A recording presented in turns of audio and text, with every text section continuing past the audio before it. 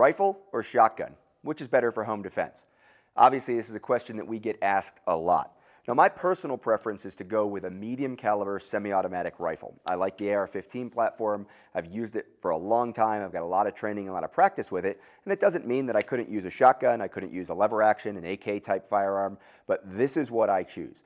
Now, the reasons that I choose the semi-automatic rifle have a lot to do with the precision, the controllability, the magazine capacity, and the ergonomics. Also, recoil management. If you think about when you shoot a .223 or a 7.62 by 39 rifle round out of a firearm like this, I find it to be much more controllable than firing a 12 gauge round out of something like this. Now, the 12 gauge shotgun fired out of this gun is going to be very capable as a home defense round. It's going to probably cause physiological damage that'll cause a stop. Of course, we want to use the right kind of ammunition, either something like the Winchester Defender, Slug, and Buckshot load. We've got a Buckshot round that comes from just about every manufacturer out there that'll go into this shotgun. Of course, you've got other types of slugs that are made for this shotgun, some for hunting, some for personal defense. And of course, you've got Buckshot that's specifically made to keep a tight pattern for personal defense or armed professional use as well. One of the greatest advantages of the shotgun really does come down to the versatility and the variety of ammunition that you have.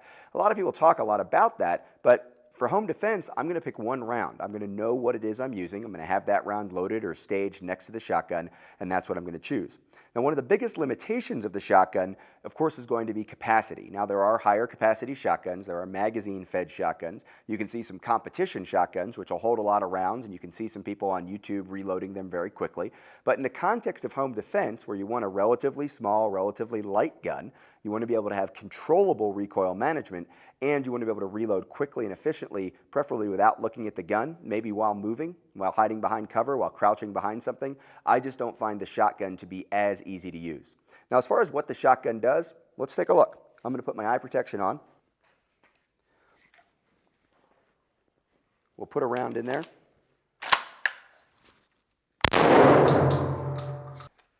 Now, when you see that, and you see that bunch of rounds, bunch of pellets, this is number 4 Buckshot, put into that target, that's an impressive looking demonstration. And we know that that can be very compelling. One shot, lots of holes, tight group that's going to fill a chest. And number 4 Buckshot is certainly the kind of round that's been recommended for home defense or personal defense for a long time. Some people will even see it used in an armed professional capacity.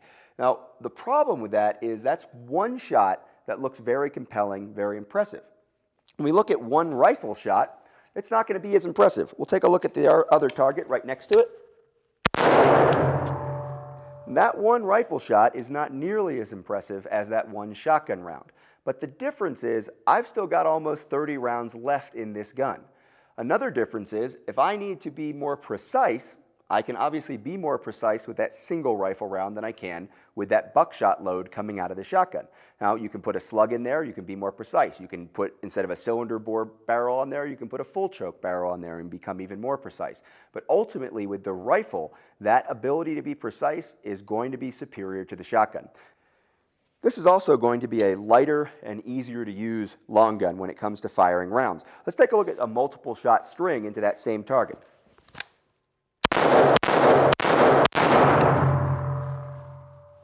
I can quickly and easily fire multiple rounds with this AR-15 type rifle where I can't with the shotgun. Also, if I fired that many rounds out of a typical shotgun, I'd be ready to reload. The reloading process for a shotgun is cumbersome. If you think about it, what we're going to end up with is a gun that's locked open. We have an empty chamber. We can do one of two things. We can come back, grab a round, dump it in, hit the button, and get ready to shoot. That gives us one more shot. Or, when the gun's locked open, we can take rounds and insert them into the magazine tube. Inserting them into the magazine tube, well, once we get it in there, we then need to close the action, rack the action, or if we have a pump shotgun, of course that action's going to be open. We're going to put it into the tube, and then we're going to have to close the action, come back in, push it forward. If we rack the action and fired a shot with a pump shotgun, to get the indication that we needed to shoot, we've also now got a whole extra set of maneuvers we've got to go through.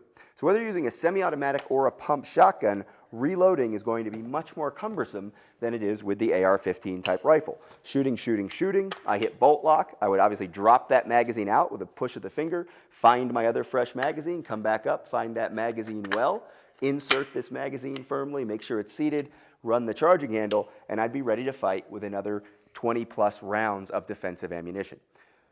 I think you can make a compelling argument for the shotgun as a good home defense tool. Personally, I'm going to choose the rifle almost every time.